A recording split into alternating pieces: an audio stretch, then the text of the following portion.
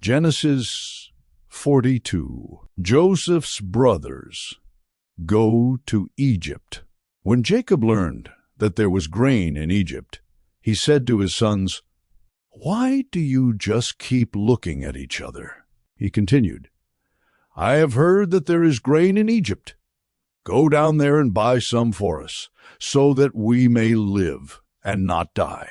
Then 10 of Joseph's brothers went down to buy grain from Egypt. But Jacob did not send Benjamin, Joseph's brother, with the others, because he was afraid that harm might come to him. So Israel's sons were among those who went to buy grain, for there was famine in the land of Canaan also. Now Joseph was the governor of the land, the person who sold grain to all its people. So when Joseph's brothers arrived, they bowed down to him with their faces to the ground.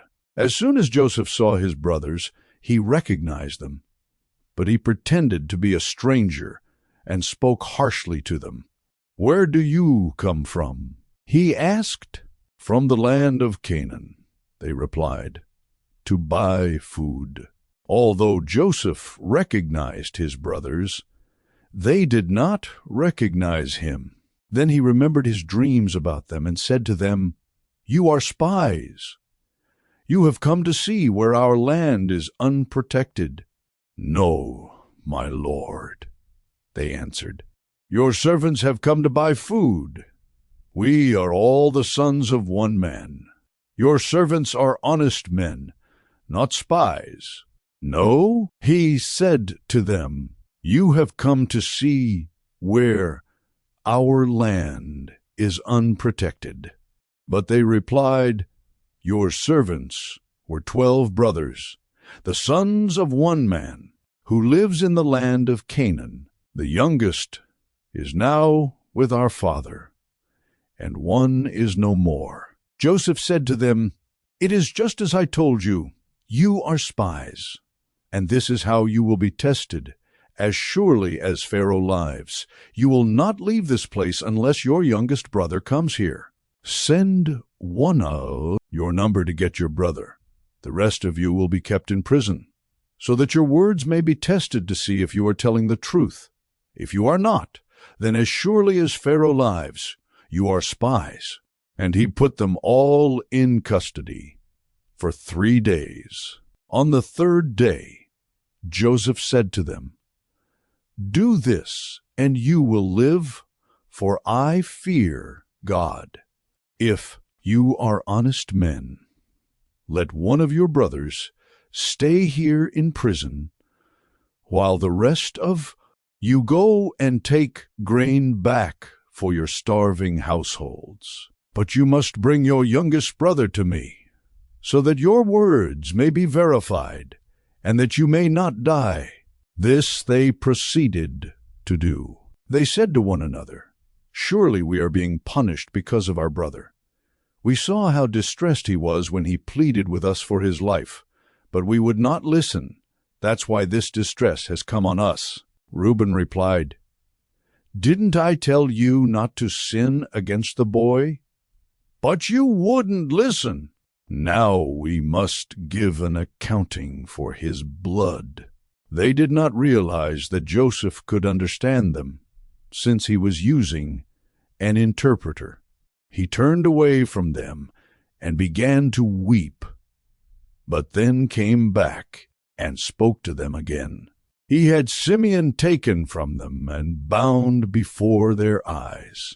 Joseph gave orders to fill their bags with grain, to put each man's silver back in his sack, and to give them provisions for their journey. After this was done for them, they loaded their grain on their donkeys and left. At the place where they stopped for the night, one of them opened his sack to get feed for his donkey, and he saw his silver in the mouth of his sack. "My silver has been returned," he said to his brothers. "Here it is in my sack." Their hearts sank, and they turned to each other trembling and said, "What is this that God has done to us?" When they came to their father Jacob in the land of Canaan, they told him all that had happened to them. They said, "The man who is lord over the land spoke harshly to us and treated us as though we were spying on the land. But we said to him, 'We are honest men. We are not spies. We were 12 brothers, sons of one father. One is no more, and the youngest is now with our father in Canaan.' Then the man who is lord over the land said to us, 'This is how I will know whether you are honest men. Leave one of your brothers here with me, and take food for your starving households and go. But bring your youngest brother to me, so I will know that you are not spies, but honest men. Then I will give your brother back to you, and you can tradain the land.' As they were emptying their sacks, there in each man's sack was his pouch of silver. When they and their father saw the money pouches, they were frightened. Their father, Jacob, said to them, 'You have deprived me of my children. Joseph is no more, and Simeon is no more, and now you want to take Benjamin. Everything is against me.' Then Reuben said to his father, 'You may put both of my sons to death if I do not bring him back to you. Entrust him to my care, and I will bring him back.' But Jacob said, 'My son will not go down there with you. His brother is dead, and he is the only one left. If harm comes to him on the journey you are taking, you will bring my gray head down to the grave in sorrow.'